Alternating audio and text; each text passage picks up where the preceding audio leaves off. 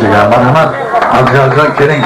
So'roqqa taklif etamiz. Albatta bugun bu san'atkorlarda bir narsa borki, to'ylarga o'zi kelmaydi, oila a'zolarini taklif etishlarida o'sha bugun kelindan kelgan, to'g'rimi?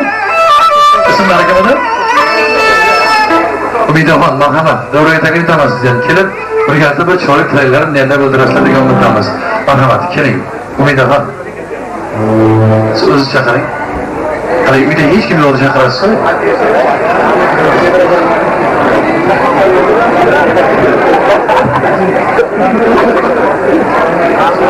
Rahmat. Avvalo, assalomu alaykum hurmatli mana shu xonadonni aziz mehmonlaringiz, mezbonlari, jamiki yig'ilgan akalarimizni, opalarimizni, ota-onalarimizni tilaklari, bugungi to'yi bo'layotgan ukamiz Oybekjonni farzandlari kelajakda o'zlari havas qilgan, niyat qilgan yigitlar bo'lishini Yaratgandan so'raymiz. Ilohim niyatlariga yetsin.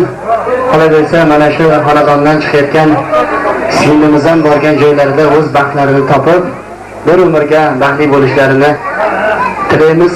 Mana shunda hamisha tinchlik, omonlik, shu do'stligimiz, aka-ukachiligimiz. Ergatoy shoirimiz bor-da. Xonim narsa yozib qo'ysam, ashlab ketadi. Xudo bergan uchun shunaqa bo'ladi bu yigitlar. Mana shu yigitlardan biri do'stimiz Shoirjon Ahmedovni ro'yxatga taklif etamiz, albatta kelinimiz bilan birgalikda. Marhamat, keling. Shoirjon. Siz ham albatta bu shoirlarning gaplari g'alati bo'ladi. Qo'yma-qo'y gapirsa ham to'g'ri chiqaveradi. Ana shu chiroyli gaplarni eshitamiz, marhamat.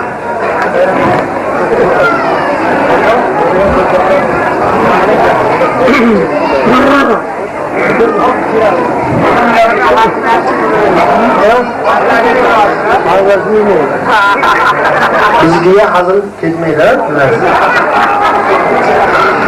Hozirda Abdurahmon aka qolgancha ham yo'q. Ilohim mana shu Oybekjonning o'g'li juda yomon bo'lganda Oybekjonga o'xshasin. Yaxshi bo'lsa, zo'r bo'lsin. Qizing bo'lsin.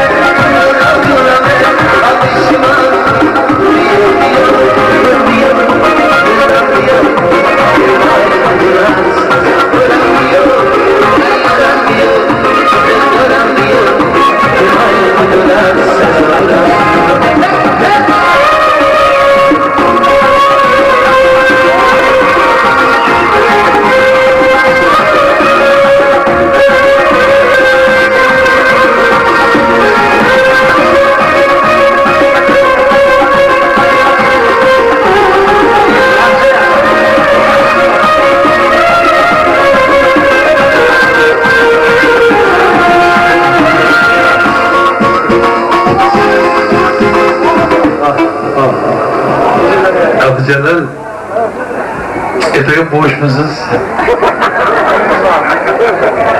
Bizga o'yinchi kerak, shu narsa. Ertaga bo'shmadi, xotinga aytmaysiz-da. Yo'q. Bilmay gap qo'ydim, uzr. Keling bu hazil, albatta to'g'ri tushunasiz. Bu albatta hazil jamni yaxshi ko'rganman.